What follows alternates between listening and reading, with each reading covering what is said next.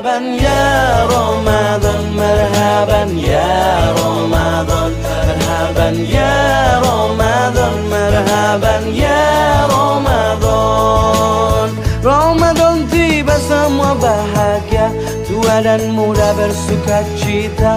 Bulan ampunan, bulan yang berkah, bulan terbebas api neraka.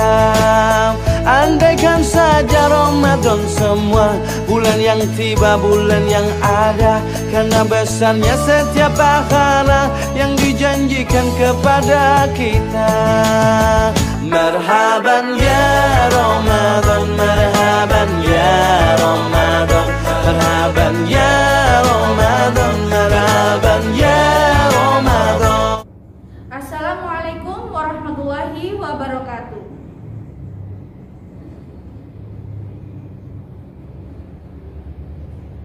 Alhamdulillahirrabbilalamin, wassalatu wassalamu ala rasulillah. Rabbi shrahli sadri wa yassirli amri wahlul 'uqdatam min lisani yafqahu qawli. Alhamdulillah, senantiasa lisan kita memuji Sang Pencipta, yakni Allah Subhanahu wa Ta'ala, yang mana Dialah yang menciptakan kita dan menciptakan semua makhluk yang ada di bumi, di langit, di kedalaman lautan, baik yang bisa dijangkau ataupun yang tidak bisa kita jangkau dengan pandangan kita. Tentunya pujian kita yang kita berikan kepada Allah Subhanahu wa Ta'ala dicatat dan dijadikan salah satu penyebab ditambahkannya nikmat kita, sesuai janji Allah pada surat Quran Ibrahim ayat ke-7 yang berbunyi, la in syakartum la azidannakum wa la in kafartum inna adzabi lasyadid. Yang artinya, jika engkau mensyukuri atas nikmat-nikmatku, aku akan menambahkannya. Dan jika engkau mengkufuri nikmat-nikmatku, sesungguhnya siksaku amatlah pedih. Tak lupa kita berikan salam hormat kita kepada utusan Allah, yakni Nabi besar Muhammad SAW, yang mana Allah dan para malaikatnya juga mengucapkan salam kepada beliau. Baik anak-anak, perkenalkan, nama saya Ari Masyita. Saya pengajar mata pelajaran pendidikan agama Islam di SMP Negeri 6 Sidoarjo. Selamat pagi anak-anak, bagaimana kabar kalian? Semoga kalian semua diberikan kesehatan oleh Allah dan senantiasa dilindungi oleh Allah Subhanahu wa Ta'ala. Amin. Baik, pada kesempatan hari ini kita akan masuk di materi kedua di kegiatan pesantren Ramadan tahun 1442 yang bertepatan pada tahun 2021 Masehi. Pada hari ini kita akan membahas toharoh atau bersuci. Namun sebelumnya izinkan saya untuk memberikan sedikit motivasi dan mengajak anak-anak semua untuk bermuhasabah atau merenungi diri kita masing-masing. Sudahkah kita memaksimalkan ibadah puasa kita di bulan Ramadan ini? Atau justru kita malah terlalaikan atau menganggap bulan suci Ramadan ini seperti hari-hari biasanya, kita tidak memaksimalkan ibadah kita. Bentuk sikap yang seperti ini merupakan ciri dari umat Islam yang tidak siap dalam menyambut, memaknai, dan menjalankan ibadah puasa. Padahal kita itu perlu sekali adanya bulan suci Ramadan. Kenapa? Karena Ramadan itu merupakan puncak di mana seorang muslim itu meningkatkan, melatih, dan memperbaiki kualitas ibadahnya. Seperti yang terdapat dalam surat Al-Baqarah, yaitu la'allakum tattaqun, yang berarti meningkatkan iman dan takwa.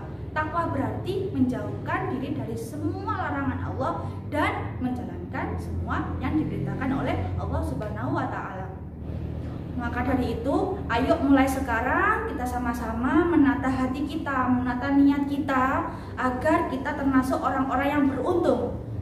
Kita menjadi orang-orang yang lebih baik, agamanya lebih baik dari segi keimanannya. Sesuai dengan sabda Nabi Muhammad, yakni man shoma ramadhana imanan wahtisaban ghufira lahu bidzanbi.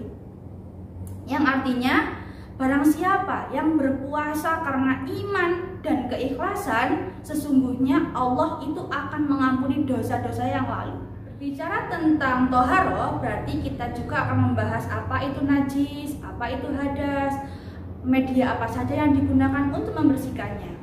Baik, menginjak subbab yang pertama, kita akan mempelajari tentang pengertian toharo. Toharo berarti bersuci.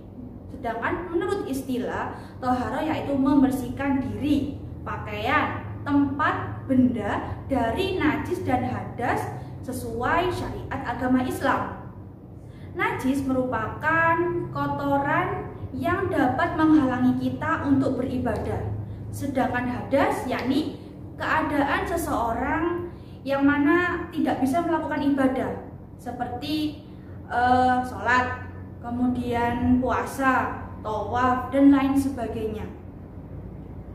Baik, untuk subbab yang kedua, kita akan mempelajari tentang macam-macam media yang dapat digunakan untuk bersuci. Umumnya memang menggunakan air ya, tapi jika kita tidak bisa menemukan air untuk bersuci, kita bisa menggunakan benda-benda padat seperti kertas, tisu, kemudian dedaunan, bebatuan, dan lain sebagainya. Nah, ketika kita menggunakan air untuk bersuci, kita harus memilih air secara betul. Ada beberapa pembagian air yang perlu kita ketahui. Yang pertama itu ada air yang bersifat mutlak, yakni air yang suci dan mensucikan. Apa saja itu? Contohnya air sungai, air laut, air sumber, air danau, air hujan, air es atau salju, air embun. Dan yang kedua yaitu sifat air, yakni musyammas, yang mana yang berarti air yang tersinari oleh sinar matahari. Contohnya aja kayak air digentong kemudian disinari matahari. Memang sifatnya itu memang suci, namun tidak mensucikan, ya. Selain itu ada juga air yang suci namun tidak mensucikan, yakni contoh air yang tercampuri oleh zat lain. Contohnya teh, air kopi, air susu, air kelapa, dan lain-lain. Yang nomor 4 itu ada air mutanajis, yang mana berarti air suci namun tercampuri oleh najis. Contohnya air yang dimasuki oleh kotoran cicak, yang mana volume air tersebut kurang dari 2 kolam. Gitu anak-anak ya. Selanjutnya kita akan membahas di subbab yang ketiga, yakni najis dan pembagiannya. Najis yang mana berarti kotoran, ya, kotoran yang menjadi penghalang kita untuk beribadah.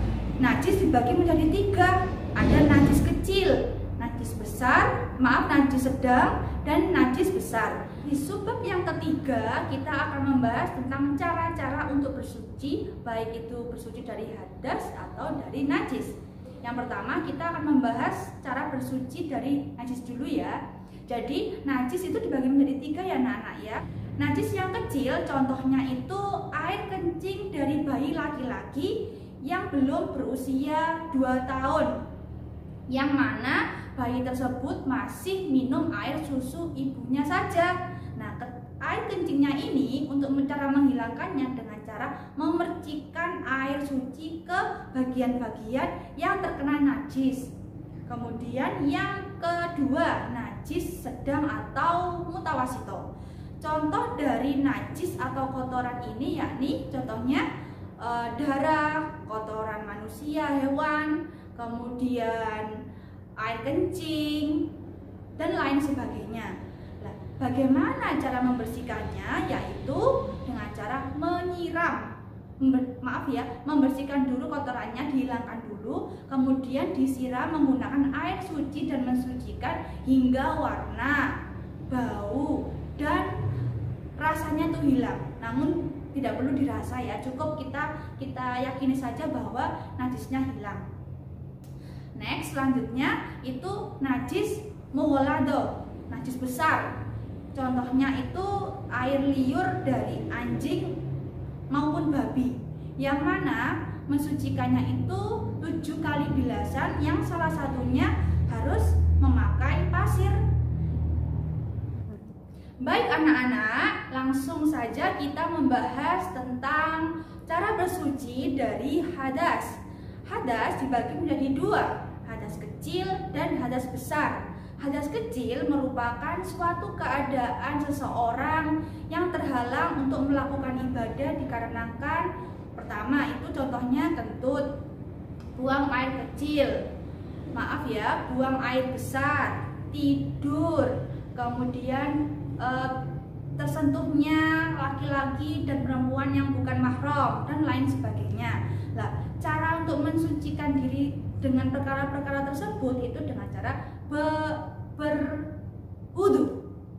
Sedangkan yang hadas besar ini merupakan suatu keadaan seseorang terhalang untuk beribadah dikarenakan perkara-perkara berikut ini, yang merupakan satu haid, kemudian yang kedua itu nifas, keluarnya mani, yang keempat jima bagi yang sudah memiliki suami atau istri, kemudian meninggal dunia dan lain sebagainya. Nah, untuk menghilangkan hadas ini kita harus mandi besar atau mandi wajib, yang mana mensucikannya yaitu dengan cara membasahi tubuh mulai dari atas kepala hingga bawah kaki dengan sempurna atau terbasuh dengan merata. Anak-anakku yang ibu banggakan, setelah kita mengetahui tata cara mensucikan diri dari hadas, yakni dengan cara berwudu dan mandi besar, selanjutnya jika kita tidak menemukan air untuk melakukan wudu dan mandi besar, Allah telah memberikan keringanan atau rukhsah dengan cara tayamum. Tayamum itu bersuci dengan menggunakan debu yang suci tentunya ya. Tata cara tayamum itu sendiri yakni dengan cara menyediakan debu yang suci, kemudian kita mengusap muka, dan selanjutnya kita meletakkan lagi di debu yang suci tersebut, mengusapkan tangan hingga siku, selanjutnya tangan kiri hingga siku sebanyak 1 kali, dan sebelumnya kita harus membaca niat, yang mana niatnya yang berbunyi nawaitu tayammum malistibahati sholati fardholillahi ta'ala. Begitu ya. Semoga anak-anak bisa mempraktekannya jika menghadapi situasi seperti ini. Baik anak-anak, kita beranjak ke sesi yang terakhir, yakni hikmah dari bersuci itu sendiri. Manfaat dari bersuci yakni yang pertama, mendekatkan diri kita kepada Allah Subhanahu wa Ta'ala, yang mana Allah itu mencintai orang-orang yang suci lagi bersih. Yang kedua, insya Allah kita akan terhindar dari berbagai macam penyakit jika kita ikhtiar senantiasa bersuci. Yang ketiga, hidup kita akan tenang. Kenapa? Karena sekeliling kita itu bersih, sekeliling kita itu suci, seperti itu. Apalagi di masa pandemi ini, semua orang kan menghimbau ya, kita sedikit-sedikit harus bersuci, kemudian membasuh tangan dan sebagainya. Baik anak-anak, cukup sekian materi yang bisa Ibu sampaikan. Semoga bermanfaat dan bisa diaplikasikan di kehidupan kalian masing-masing. Tutup acara pada pagi hari ini dengan membaca kafaratul majelis. Subhanallahumma wa bihamdika asyhadu alla ilaha illa anta astaghfiruka wa atubu ilaik. Wassalamualaikum warahmatullahi wabarakatuh.